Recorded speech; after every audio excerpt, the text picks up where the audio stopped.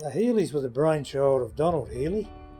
Him and Gary Coker designed the style that you see behind me here, the white one, first up, as an entry point for the average bloke with a few bob to get into the sports car market.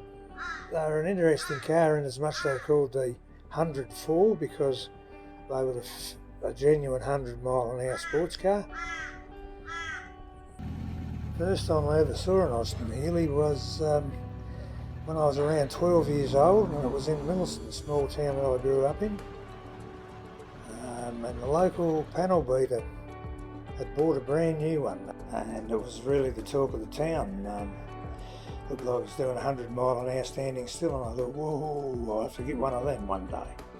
Well, the first Healey I bought was yellow, and it lived up to its colour. It was a real lemon. As a matter of fact, it was dangerous. There was things wrong with it. I hadn't done my mechanics trades course then, so I didn't take particular notice of it. I remember a chap in a hotel that was an MGB driver asked if he could have a run around the block, so I took him for a ride. I hadn't had the car long. We came around a corner fairly rapidly, and a car coming the other way on the wrong side of the road overtaking, forced us off the road. We went bush, we didn't tip over luckily, and ended up out in a paddock.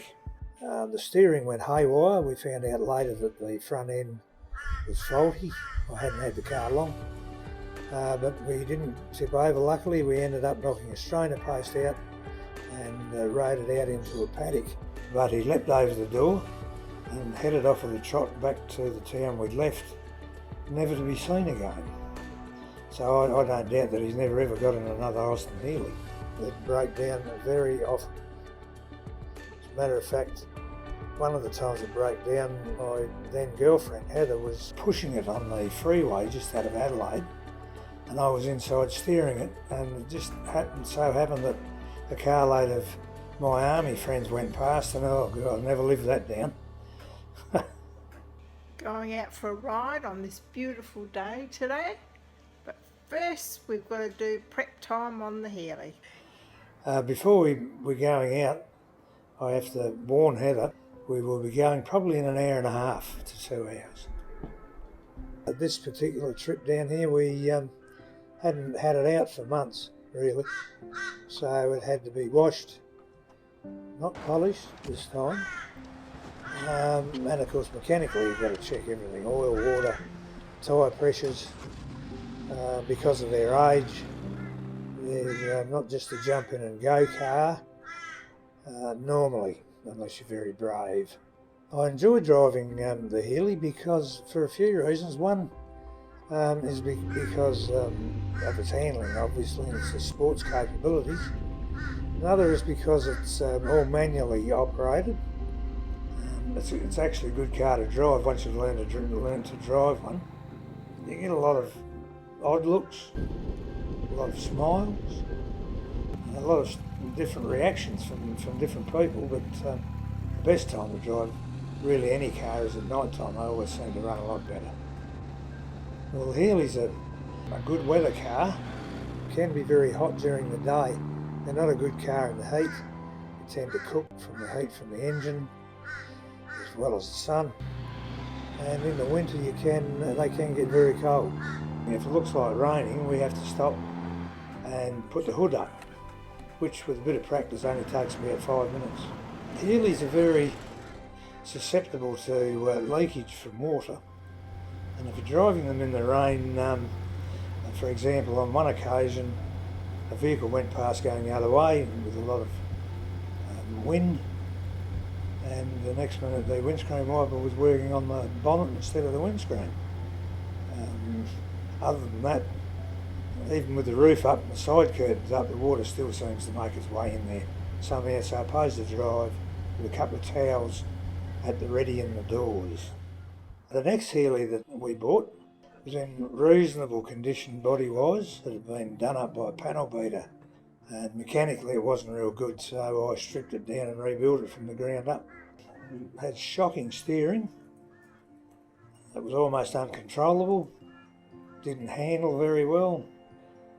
So the first thing that had to be done was virtually to strip it back to ground level and rebuild it from the ground up. The steering box itself I re-engineered by hand, which probably took me 2 full days. This particular Healey was a 1955 BN1 4-cylinder 2.66, which is a pretty big 4-cylinder with a long stroke. The first of that model came out with a heavier axle and a few other modifications that Healey did to make them safer and a little bit faster. This particular one here's about 2.8 now, and that's just under the 3 litres of the 6 cylinders. These are a slightly shorter wheelbase than the 6 cylinders and will out-handle the 6 cylinder. And this one will outperform a lot of 6s because of the work that's been done to it.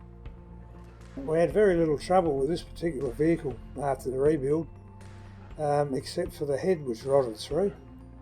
We'd heard about a bloke called Dennis Welsh in England producing brand new aluminium heads, so we fitted that with roller rockers, and that solved that problem and vastly improved the drivability and the economy of the vehicle. It's now got chrome Dayton wire wheels on it.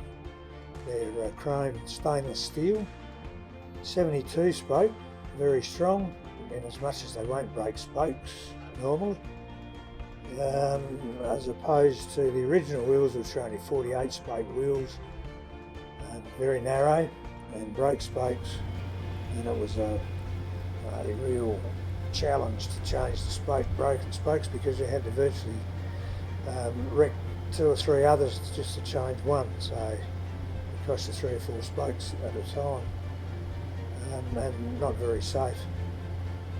The brakes, of course, in the early days, the brakes on these were quite sufficient, but in the traffic, which stops quick nowadays, you've got to drive them accordingly.